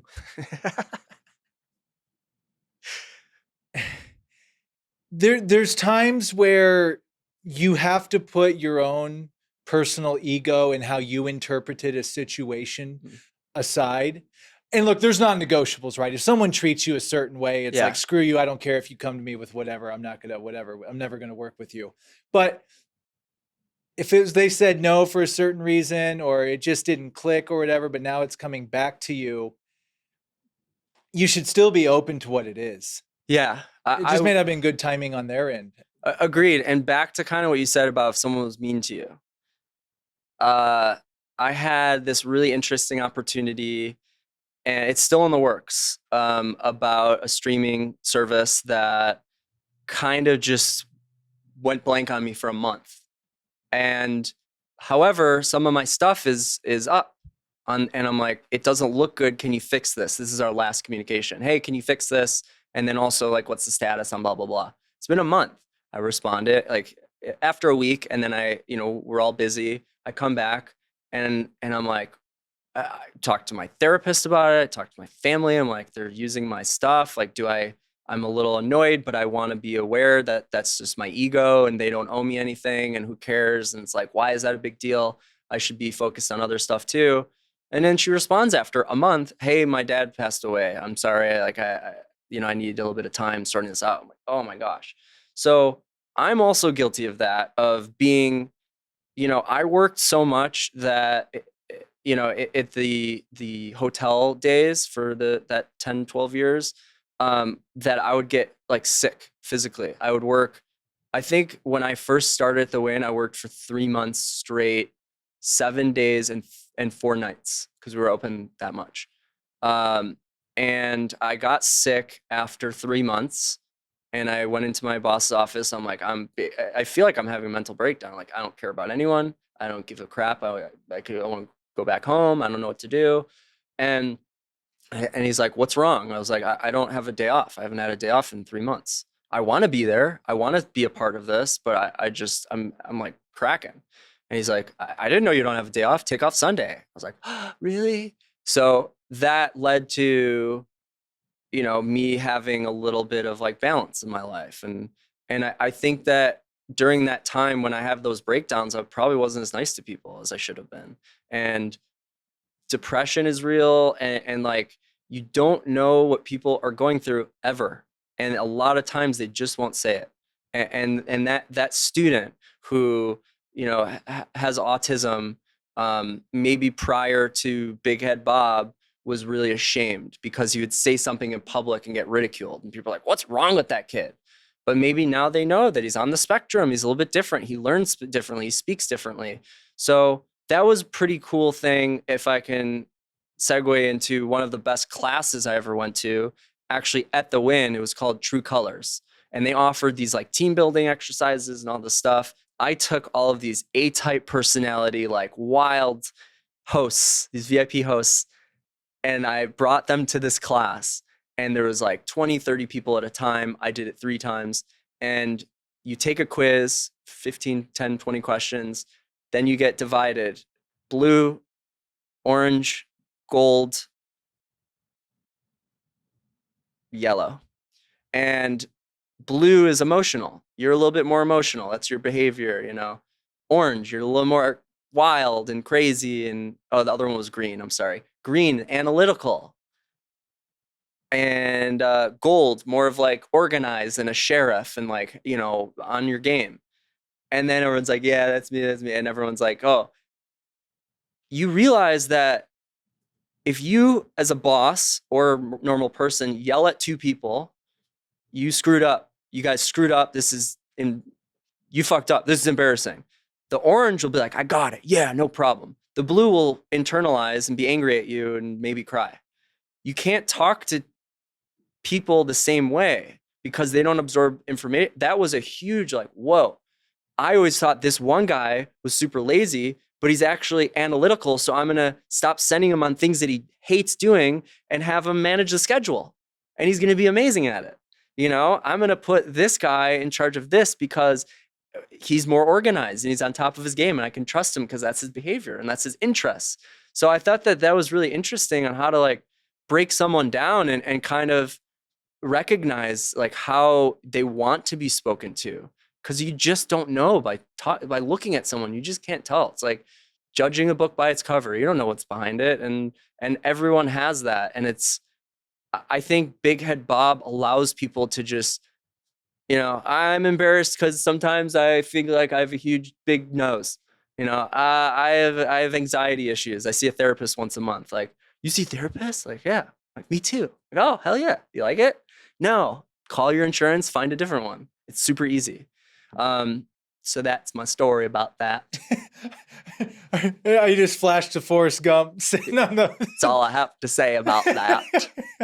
One thing I did want to mention, all this is gold, man. I Agreed. Truly love this conversation. In the first book there, you talk about meditation. Yes. Correct? Could you maybe talk a little bit of just maybe a little bit about the anatomy of the book, like what all you're going through and discussing, especially in this first one? This was the first one, right? You're holding? The Adventures of Big Head Bob transform your weakness into strength. Bob and his big head were frustrated at length. I must transform my weakness into strength. I'm tired and done with this aggravation. It's time I evolve and learn meditation. So on this page, I talk about sometimes we feel like this: angry, sad, annoyed. But we want to feel like this: calm, clear-headed. And we're all going to take deep breaths together. We're going to breathe in through our nose and out through our mouth. We're going to do it 3 times. And we're going to help Big Head Bob. So that's what I do with the kids, and they love it. And we actually breathe together and we take a moment. But I guess when I started making it, I've never written a book. I didn't know how to do it. I had the intention. I'm going to make this. I got the character. what's the story? You either have the story, you have the character. I had the character. So I started drawing like with Brian, actually, what would be funny scenarios about having a big head? Like, how about, you get a header in soccer, ha ha ha. Or how about you go scuba diving and you sink to the bottom because your head's so big. And so I started thinking of these like scenarios. And then I kind of realized when I was a kid, funny enough, because I'm an author, I had to have extra tutoring for English comprehension.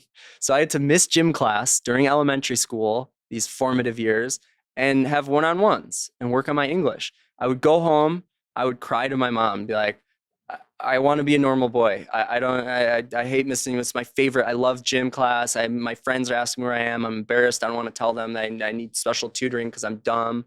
And that was the realization of maybe all of these funny scenarios of Bob having a big head and having a hard time is sad. And he needs to like figure out how to transform into something. So that was the first page is he's crying, about his big Bob head. So I kind of started having a little bit of the arc. I'm like, okay, he's sad. And then he goes to the beach and the bullies bury his head in the sand. And then after that, something that I do often, I meditate. And so that was one of the first goals I had when I quit the wind. I traveled around the world. I went to Asia for my first leg and then Europe for my second. And one of the first, learn meditation. So I took transcendental meditation classes in Vegas, in Las Vegas, and it was very interesting. And, one of the guys, his question is like, how come every time, I try to meditate, I fall asleep? And the guy, responds is because you're tired. He's like, oh, okay. And it's just kind of the basics of like, I used to have pretty bad anxiety. I mean, we're around thousands of people. There's pressure and people are angry and I want to speak to the manager. And like, this is the director. I'm like, hi, like I've been waiting this line for 30 minutes and I don't understand what's going on. I ripped off my glasses. I'm like, you can't talk to me like that. I don't know you. And she's like, oh, I was like, I'm joking. I'm just, I know you're stressed out. Like, I'm going to get you in right now. Let me find out what happened. And then I get him in. She's like, I'm sorry for yelling at you. I'm like, it's all good. That's why I was good in that position because I don't care. I just want everyone to have fun. Like I was the type of guy where there's a line of 3,000 people, maybe realistically like 1,000 people. We would do 3,000 to 4,000 in a day or night. I just kind of see like, oh, it's this person's like birthday and they're like all the way in the back, like, hey, come here. I'm like, what? I'm like, I'm gonna get you in front of the line. Here's a round of drinks. And they're like, ah, it's awesome. So I want that same like surprise and hospitality and fun and kindness into the Big Head Bob. So I guess when I started to like take care of myself and meditate, it allowed me to hear my brain, my inner thoughts, my traumas, everything, and just be like, just breathe instead. Because when I had anxiety, I would like have trouble breathing. And so I would try to learn meditation. It's like breathe in for 6, breathe out for, I can't. I'm trying to count my breaths. I'm distracted. Transcendental meditation I liked is because you don't count, you don't think, you just say your mantra. Mantra. Oh, I'm thinking about this. Mantra. Oh, my YouTube video. Mantra. And then all of a sudden, lights out. And I wake up 15 minutes later, 10 minutes later, like I had just had a cup of coffee. It's a beautiful thing. But, it's the same thing as like, you're not going to just get on the basketball court and make your baskets or learn how to dribble. You have to learn and practice. And so I remember a pretty major turning point when I was meditating and I was like, it's been 10 minutes. I'm meditating. I don't get it. I'm not getting there. I'm not having my transcendental on. And then I actually laughed out loud. I'm like, this is what you're supposed to be doing. You're supposed to have your inner thoughts come out and calm it down and go back. And I was like, yeah, I am practicing. I am meditating. It's just, I'm hearing myself, my internal thoughts. And so it's been a huge part of my life because it's calmed me down. It's allowed me to be professional at a higher level, I feel, and deal with stress. And it's just like, I also, practice jujitsu. And after I tap out 6 times in one night, having a phone call to someone from a really important deal is like not that big of a deal. I just got choked 6 times until I like have to tap or else they'll kill me. So I think that utilizing meditation was just a natural thing for me. And after he was able to do that, for example, one of the first pages is, he went to see a movie, but he didn't think about other people's perspective.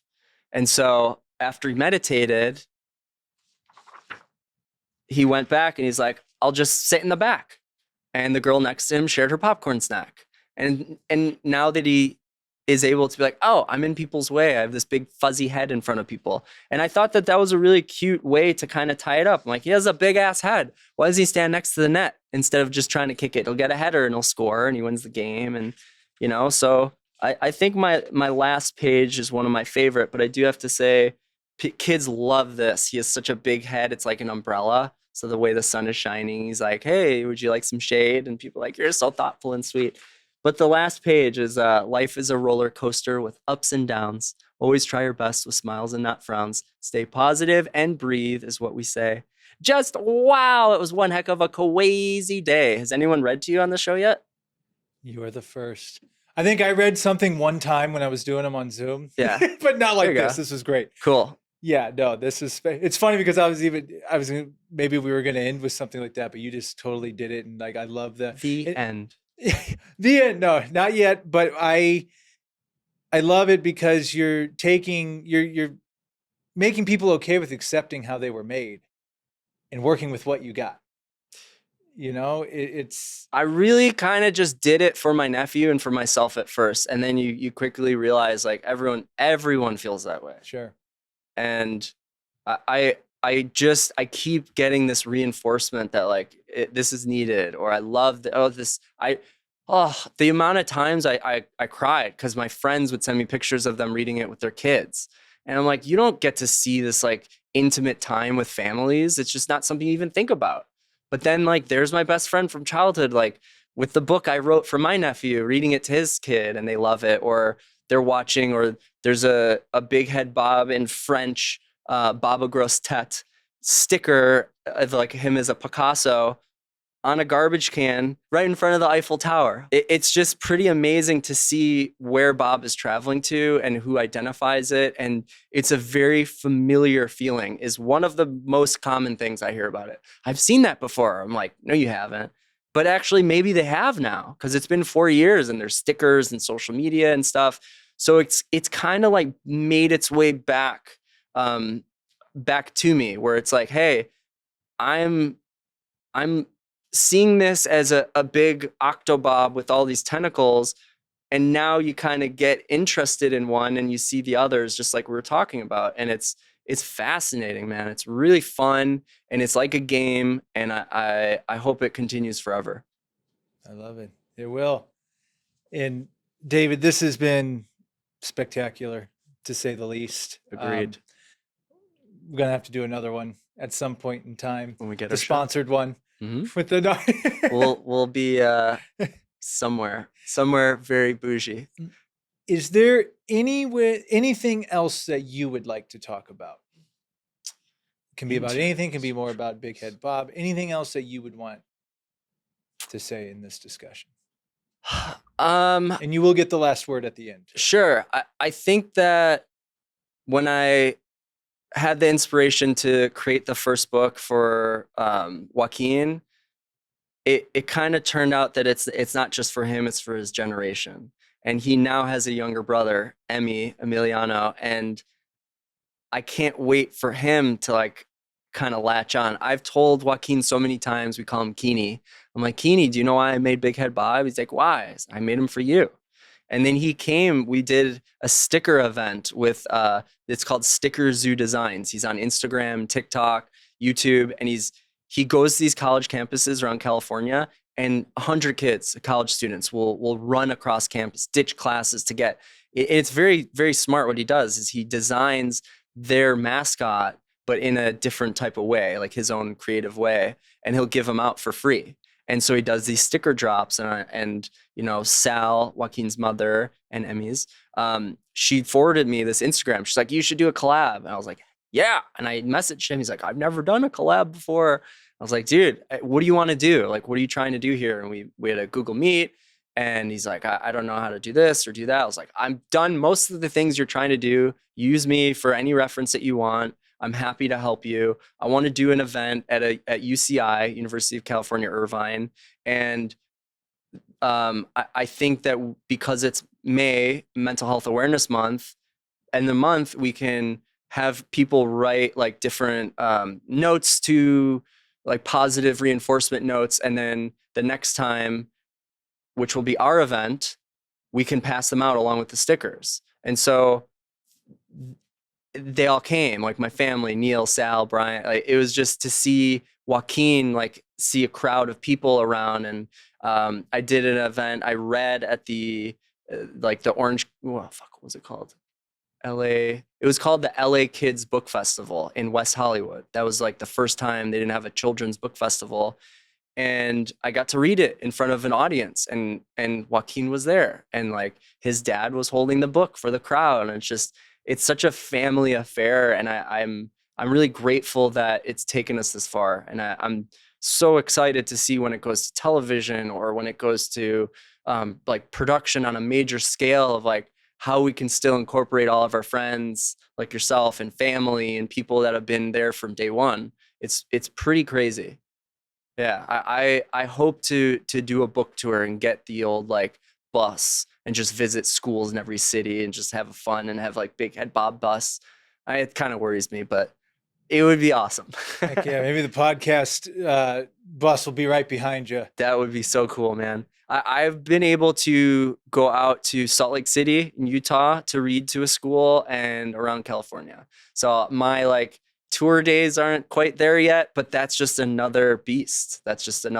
Speaking of beast, I think early on, my goal was to be a Mr. Rogers meets Mr. Beast.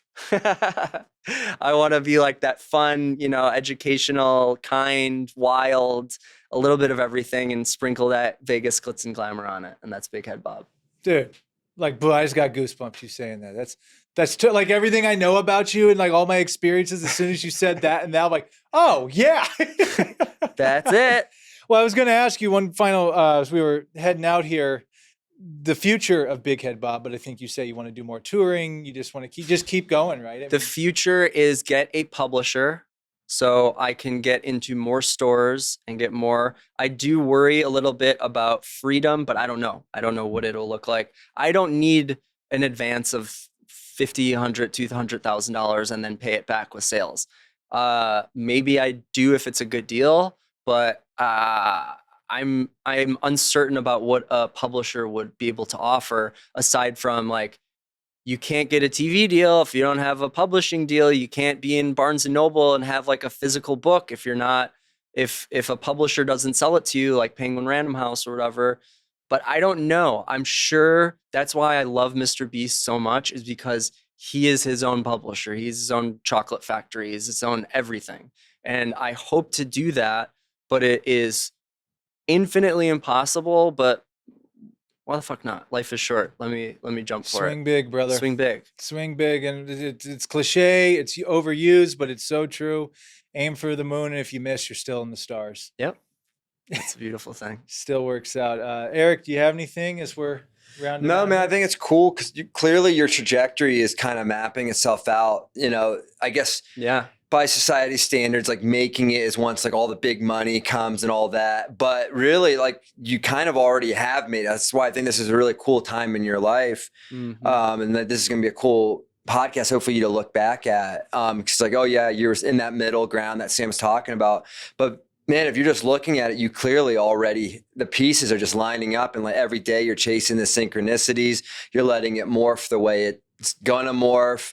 Yeah. And like, you've got a really strong plan, and like, it's just a matter of time. Like you said, timing. So it's really cool to have you here sharing your experience, letting know like, hey, I've got all these things and I still got a lot more to do. But yeah, it's really cool. Thank you for saying that. I just had some flashbacks to the licensing expo. I shifted from doing all of these class visits, and most of them are free, but I'm trained to say, do you have a budget? Can you buy 10 books? Can you buy 50 Plushmallows? Can you get stickers? Like, is there any budget? No? Okay, cool. I'm still down. I want to go. I want to talk to the kids. And I had a conversation with my uncle who has been absolutely instrumental in my career, in my life, Uncle Elliot. And he's like, look, if you keep doing these classes, you're just not going to make it. You're going to run out of money. I was like, yeah. I feel like every time I do it, I have a better connection with the school and a district and students and parents. But yeah, I need to be harassing these people who harassing, like asking for help and developing exactly what I need. And so I spoke to one of Felicia's connects at Disney, and he goes, you don't need more development. You don't need more stuff. Go to the licensing expo. I was like, yeah, I was there last year. I walked. He's like, no, have a booth at the expo. And that's a huge expense. And it took 4 months of my life, but we did it so well. And the city of Las Vegas supported me, man. Wynn Resorts paid and helped me design and print my 8-foot by 10-foot banners, my 6-foot by 10-foot side panels. And I had this TV. I had a claw machine from Claw World, which is a local business. This guy comes up. He's like, I love this. Oh, you got a claw machine. That's so cool. He's like, so nostalgic. What's BigHeadBob, blah, blah, blah. And I look at his badge and it says Hasbro. I'm like, ooh. But one of the things that you said was people said, like, you're very established. You seem established. And I was like, I don't know. But I am. But I will feel that way when I have positive net income and like full-time staff. I'm very I'm comfortable, but I'm always forcefully like trying to grow. It's just like going to the gym when you don't want to work out. Or I gotta say, I most time hate going to jujitsu, but when I'm there, it's the best time of my life. And I know I need it. And I know sometimes I'm going to beat someone's ass, and sometimes I'm going to have to submit and lose and learn about why that guy was about to break my arm. I think that it's important to kind of, seek discomfort and try to do things that are for your benefit. One of the hardest things in my life is waking up and not looking at my phone. And I have on my notes, I have a grid of morning routine. When I wake up, grab a glass of water, write in my journal 2, 3, 4 sentences, take my dog out for a walk, and then look at my phone. Morning routine. I've got it like 10 times this month, and that's the most ever. And I know that I read the research. It's not good to look at your phone first thing in the morning. It overwhelms you. It's like, but it's all I do. And I think that I want to be the best version of myself. I want to be have a huge impact. And my purpose in life, my goal in life is to leave a legacy.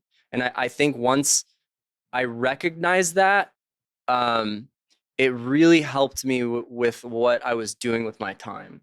And I only recognized that through like a therapy type session. Is like, my dad left my life when I was 20 years old. He missed out on this and that. And it caused all these problems, and that's not going to happen to me. I'm going to leave a legacy, and everyone's going to be happy about what I did for them. And I'm like, whoa, I've always been saying I want to leave a legacy, but now I kind of know why. Is I want to leave a positive impact on people's lives, period. And once I realized BigHeadBob's the vehicle for it, I've been drawing it for my whole life. Oh, Felicia likes it. Oh, this guy likes, this teacher, this guy, everyone likes it. Okay, cool. Keep doing it. So when a kid in a classroom tells me to make him into an ice cream cone, I will make Bob's head, the ice cream, and the cone, and I will make it into stickers, and I'll send it to the school. And it's like, they'll have that forever. And it's such a cool thing to like design something with an author or producer or whatever. So I feel like I'm established, but I'm also so excited to look back on this podcast about what we're talking about and like, oh man. Remember those golden days? There was a struggle, it was real. Yeah, next time we'll be doing this show at the Wynn Penthouse. They'll sponsor it. And by the way, Las Vegas Stand Up, man, that's awesome how they supported you. I went on Fox 5 News. Like that was a huge one. And it felt like I've been doing people favors for such a long time. And in a way, I mean, getting someone drunk or getting into a club or a restaurant, like what kind of favor is that? It is. It is. No, it's an experience. When you're at certain nightclubs and it's a Friday or Saturday night, and you're the only reason they got, that's a favor. Yeah, that's true. So I want to continue doing that. I want to continue. And that's what I feel like the internship is. And I say to these college students, like, screw up. You want to learn Amazon shops? My shop stinks. Go on BigHeadBob on Amazon, type it in, go to the store. I'll give you the password. You sign a NDA. Don't share my password. Don't write a book about me later in life. I don't know. I say that sometimes. So it's just been, it's been an adventure. Yeah. And I love it. And I love, I think that if I wasn't doing this podcast wouldn't be the same. We would be talking about what I was doing at a different hotel or venue. And I can always go back. That's like one of my favorite things about still being here. I can still go out and see friends that work here. That busser is a manager. That manager is now a VP of operations. And I would love to go back to the Wynn and have parties at Allegiant Stadium and work with like world-renowned brands and do these things. But I'm pretty set on BigHeadBob, and I think that that's my plan in life. I love it, brother. That's incredible. I mean, I could keep going here, but I think that energy that you ended on, like you're in your passion, you're in your purpose. I mean, look what you've manifested, man. Look at this. Besides the Sam Dever podcast hat that's on BigHeadBob. I'm signing to Sam Dever podcast team. 2024. I love it. I love it. For those that, oh, there it is. It's a pillow. You can buy it on bigheadbob.com. That's what I was going to say. Where can people go? Where do the people need to go to find BigHeadBob? We're on all social media outlets, but bigheadbob.com is kind of the hub for everything. We have 26 blogs from college students discussing mental health and education on the website. And we're actually putting it together, and it's over 100 pages. I'm going to publish that as a book soon too. It's really cool. I love it. And again, you've developed other characters. Long Neck Lisa, Blinky, Stinky. Yeah, we got a good crew. All right, brother. Well, David, thank you so much for this experience. And thank you to Eric for making the trek. We're on the, we travel in LA, but this is a different type of travel, like coming in like this. And you're our first one as Eric and I working together. And this has been a beautiful experience. And it's a true joy to know you, man. It's been a gift to meet you. And I cherish our times, our experiences. And this is one of the main reasons I wanted to do this podcast, is to have conversations with individuals just like yourself. And I mean, you were speaking to me the entire time, man, as others too. But like, everything you were saying, I'm like, oh, dude, this is great. I'm so happy for you. I'm proud of you. Thank you. And big things have already happened with BigHeadBob, but bigger and bigger and bigger things are coming soon, my friend. So keep up the good fight. You're doing fantastic. Thank you, bro. I always give the guests the last word. You've already given us so much. It can be as deep or as shallow as you want. How would you like to end this podcast? I would like to end it taking 3 deep breaths with you guys, if that would be okay. Let's do it. We could, if you want to join in, that would be great. Or you could fast forward, but breathe in through your nose. Breathe out. In. Out. One more. Breathe in. Out. Don't you feel a little bit better? David, thank you. I do feel better, by the way. Yeah. Thank you.